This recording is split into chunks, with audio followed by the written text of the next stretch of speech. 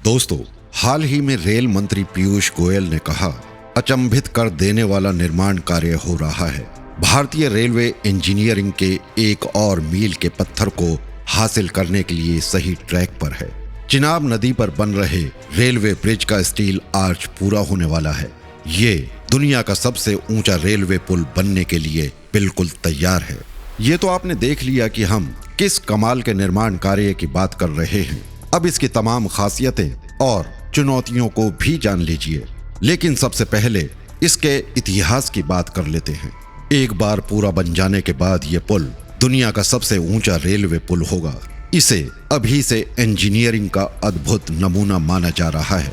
इस पुल की परिकल्पना पूर्व प्रधानमंत्री अटल बिहारी वाजपेयी के कार्यकाल में सन 2002 में की गई थी। उन्होंने 2004 में इस प्रोजेक्ट की नींव रखी थी, लेकिन इसके 4 साल बाद ही सितंबर 2008 में इसे असुरक्षित करार देते हुए इसका निर्माण कार्य रोक दिया गया था। बाद में कांग्रेस के दूसरे कार्यकाल में यानी 2010 में पुल का काम फिर से शुरू कर दिया गया। तब इसे 2015 में पूरा करने का लक्ष्य रखा गया, लेकिन इस बीच तमाम अड़चनें आती रहीं और पुल का काम डिले होता रहा। फिर 2014 में नरेंद्र मोदी सरकार आने के बाद इस प्रोजेक्ट पर खास ध्यान दिया गया।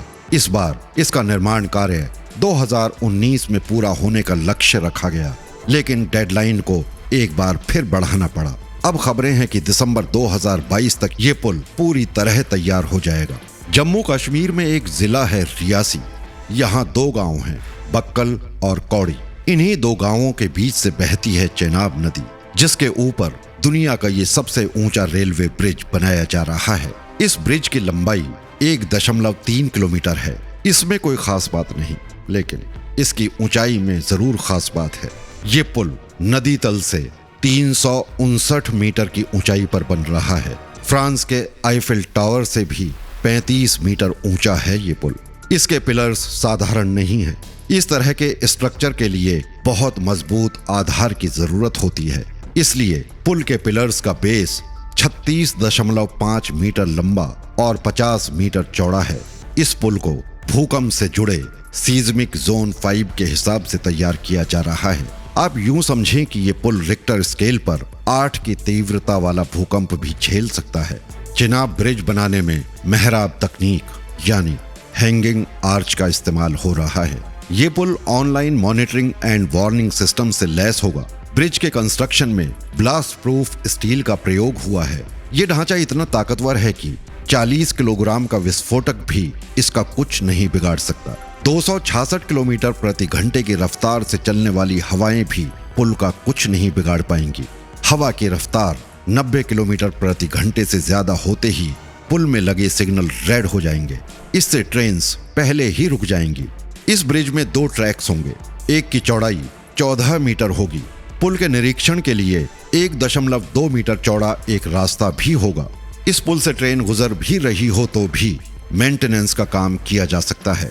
इसमें रोपवे लिफ्ट की सुविधा होगी। उसमें सेंसर्स लगाए जाएंगे। खराबी आने पर तुरंत पता चल जाएगा। पुल की लाइफलाइन लगभग 120 साल की होगी। 100 किलोमीटर की स्पीड से ट्रेन्स इस पर दौड़ सकती हैं। इस पुल के निर्माण पर करीब 1200 करोड़ रुपए का खर्च आ रहा है। इस प्रोजेक्ट में DRDO समेत देश के 15 बड़े संस्थान कोंकण रेलवे की मदद कर रहे हैं। इस 111 किलोमीटर लंबे कटरा और बनिहाल मार्ग पर रेल ब्रिज बनने से कश्मीर रेल मार्ग के जरिए देश से जुड़ जाएगा। अभी बनिहाल और बारामूला के बीच रेल है, पर कटरा बनिहाल के बीच नहीं है। इस पुल को बनाने के लिए बड़ी बड़ी मशीनों की जरूरत थी। पुल के निर्माण में लगने वाला माल यहाँ तक कैसे पहुँचेगा? कंपनी के पास ये भी एक बहुत बड़ी समस्या थी। इसके लिए अप्रोच रोड का निर्माण किया गया, जिससे हैवी डंपर्स, माल और निर्माण से जुड़ी अन्य मशीनों को यहाँ लाया जा सके। वहीं निर्माण के दौरान यूज होने वाला मलबा नदी में ना गिरे, इसके लिए भी विशेष इंतजाम किए गए। इसके अलावा बेस तैयार करने के लिए ब्लास्ट के जरिए पहाड़ का उतना ही हिस्सा उड़ाया गया जितना जरूरी था। ये काम कंट्रोल ब्लास्टिंग के जरिए किया गया। यहाँ पहुंची मशीनें डीजल से चलती हैं। शुरू में हर हफ्ते 15 से 18 हजार लीटर डीजल की जरूरत पड़ती थी। इतनी बड़ी मात्रा में डीजल की व्यवस्था करना भी अपने आप में एक चुनौती थी। वहीं ब्लास्ट के लिए यूज होने वाली मैगजीन को यहां तक लाना और उसकी सुरक्षा करना भी एक बड़ी चुनौती रही। इस पुल का निर्माण एफकॉन्स इंफ्रास्ट्रक्चर लिमिटेड नाम की इंफ्रास्ट्रक्चर इंजीनियरिंग कंपनी कर रही है। यहाँ काम कर रहे इंजीनियर्स को यकीन है कि सभी बाधाओं को पार करने के बाद इस बार वे अपनी डेडलाइन को हासिल कर लेंगे। दोस्तों, अब इस वीडियो को यहीं समाप्त करते हैं। मिलते हैं अगले वीडियो में किसी नए विषय के साथ। धन्यवाद।